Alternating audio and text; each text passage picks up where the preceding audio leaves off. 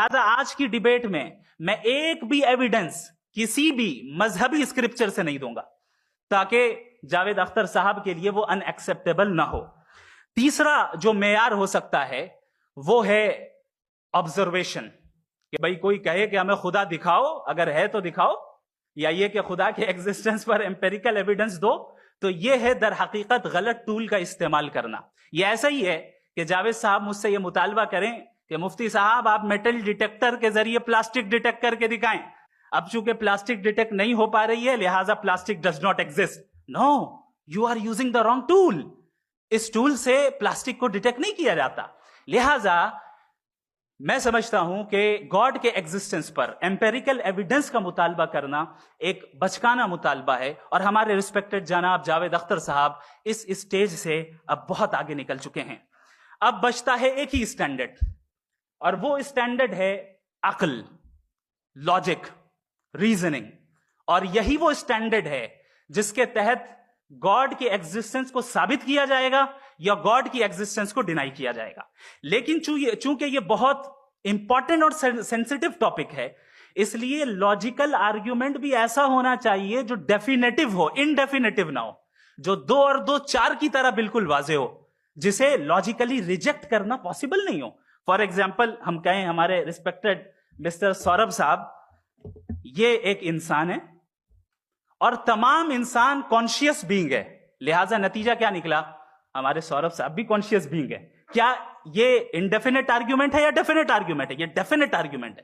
یہ 2 اور 2 کی طرح واضح ہے، اس میں کسی طرح جو ہے لاجیکلی اس کو ریجیکٹ نہیں کیا جا سکتا. تو اگر آج ہمارے جاوید اختر صاحب ایسی کوئی عقلی دلیل اور لاجیکل ایویڈنس دیں خدا کے نہ ہونے پر جو ڈیفینٹ بھی ہو، تو میں یہ اعلان کرتا ہوں کہ یقیناً میں اس ایویڈنس کو قبول کروں گا اور اس پر غور کروں گا.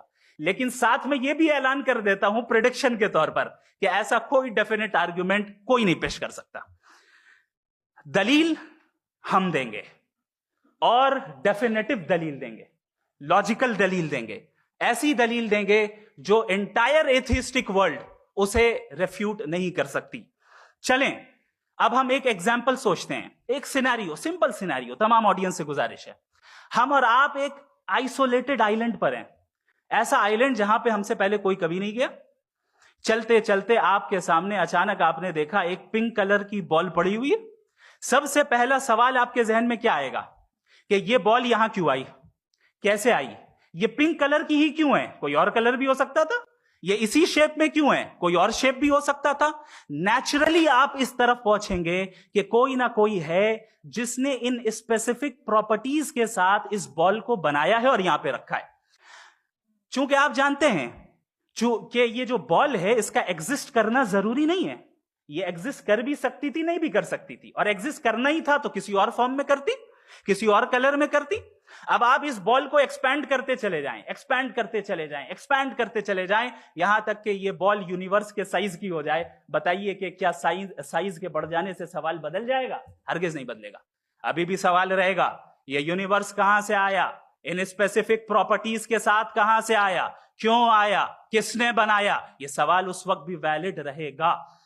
لیکن یہ سوال اگر ہم جناب جاوید اختر صاحب سے کریں تو چونکہ ان کا ورلڈ ویو ایتھیسٹک ہے، اور صرف ان کا نہیں، مطلب جتنے بھی ایتھیسٹ ہیں اور ایتھیسٹک ورلڈ ویو کو رکھنے والے سے اگر آپ یہ سوال کریں کہ یہ یونیورس کہاں سے آیا، تو ان کا جواب یا تو آرگیومنٹ فرام اگنورینس ہوگا یا ڈوگمیٹک ہوگا.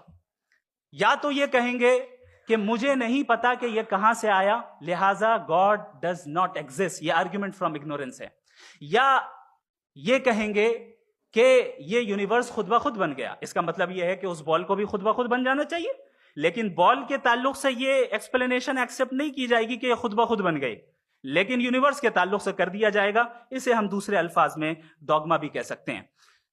دوسری چیز، ہمارے جاوید اختر صاحب ضرور گاڈ آف گیپس کی مثال بھی ضرور دیں گے، اور مثال دیں گے کہ پہلے زمانے میں بجلیاں کڑکتی تھی تو لوگوں نے کسی ایک خدا کی طرف، اور بارش ہوتی تھی تو دوسرے خدا کی طرف منسوب کر دیا، ان کے پاس دلیل نہیں تھی. یہ ہمارا ورلڈ ویو ہے ہی نہیں، یہ ہمارا ورلڈ ویو ہے ہی نہیں، کیونکہ نیچرل فینومینا کے پروسیس کی انٹرپریٹیشن کو جان لینے سے یہ کہاں سے ثابت ہو گیا کہ گاڈ ایگزسٹ نہیں کرتا ہے.